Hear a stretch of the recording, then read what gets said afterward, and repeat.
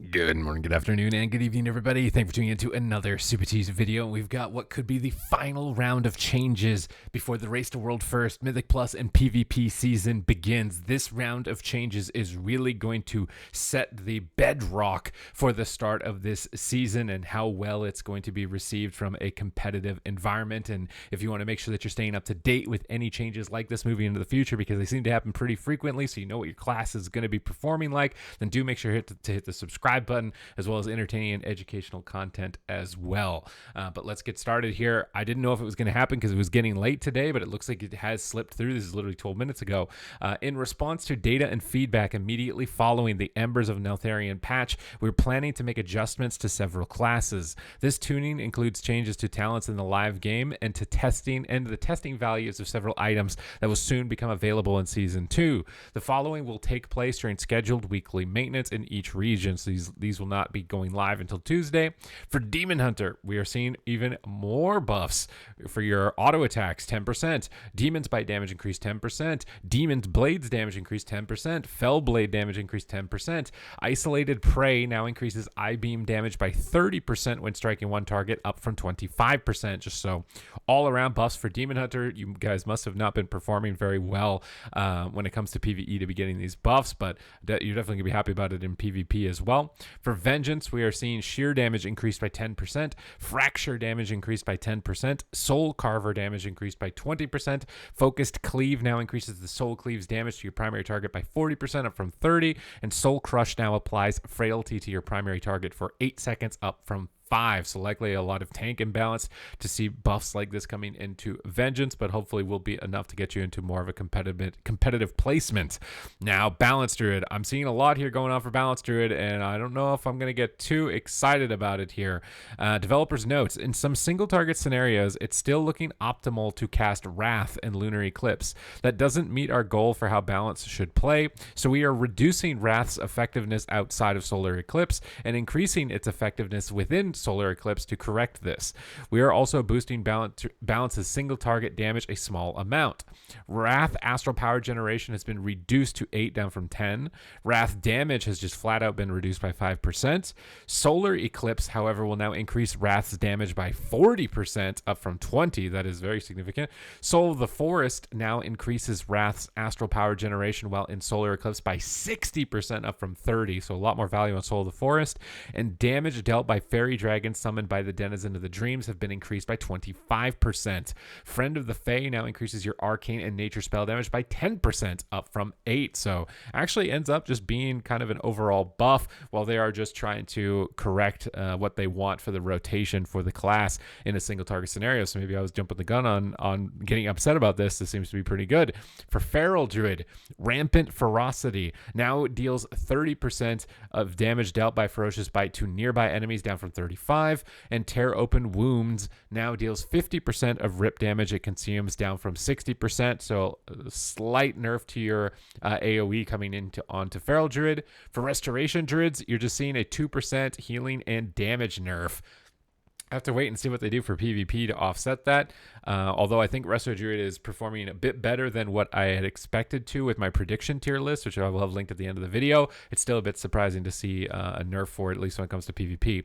For Holy Paladin, all healing and damage has been decreased by 3%, but will not apply to PvP combat. So really interesting that they're okay with Resto Druid getting that, but not a Holy Paladin getting a 30%.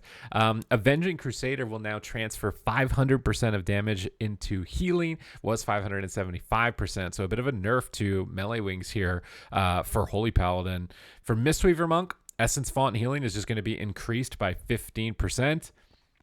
Not really going to see a lot of impact of that spell, at least when it comes to PvP. For Subtlety, developers notes, class talents that previously modified all damage from spell schools are, in most cases, being updated and standardized with other similar effects to no longer affect external damage sources outside of those that belong to that class. The changes to the below talents impact Subtlety's damage enough to warrant compensation, which is the reason for the buff to all ability damage. Vel touched, deeper daggers, and dark brew no longer affect damage from sources outside of class and spec abilities available to subtlety. All damage has been increased by 4% to offset this. This is the most confusing thing I have ever read in my entire life. Are there external things that were randomly increasing the damage of Sub Rogue that now they're no longer going to do it, so they're just correcting that so it ends up being the same? I'm going to guess that that's what that means, but that is a very confusing set of words to read and try and understand. Now, we've got PvP here. We've got Resto Druid. All right, what's going to be going on for you guys? Developers notes, Restoration Druid has fallen behind other healers in PvP. Well, then why'd you nerf them by 2% and not offset it? These are conflicting. These are conflicting right now. We'd like to ease some previous PvP adjustments that we no longer feel are necessary. Budding leaves effectiveness now reduced by 30% in PvP combat. Previously, it was nerfed by half. So quite a significant increase towards a talent that is pretty powerful at the moment for Resto Druid. I actually think that Resto Druid is in a much better spot, at least randomly in this patch. Although we don't have set bonuses or max item level just yet, but I played a round of it. It felt a bit better. Likely still weaker overall. Now this is a big contender. This is a big important talking point as far as class balance when it comes to PvP was Mistweavers and Fist Weaving playstyle specifically, because I think it's been becoming more increasingly problematic and really frustrating to deal with. So let's see what they have to say about it. Developers notes, Mistweavers have received significant quality of life changes throughout the last few patches that have increased their effectiveness in PvP to a point where we see them as oppressive to the viability of other specializations. We are reducing many of the PvP multipliers associated with ancient teachings and their damage throughput, and we are increasing the effectiveness of Renewing Mist to encourage healing over time effect management, and reducing Vivify's healing to keep their casting throughput relatively similar. Ancient Teachings effectiveness is now increased by 120% in PvP combat, down from 150%. Blackout Kick will no longer deal 25% increased damage for Mistweaver monks, and Blackout Kicks from the Teachings of the Monastery now deal 15% reduced damage for Mistweaver monks in PvP combat. Tiger Palm now deals 15% increased damage for Mistweaver monks in PvP combat, down from 30, so a 50% nerf to Tiger Palm. Rising Sun Kick's damage has been reduced by 20% for Mistweaver monks in PvP combat, and Vivify's primary healing has now been reduced by 10% in PvP combat.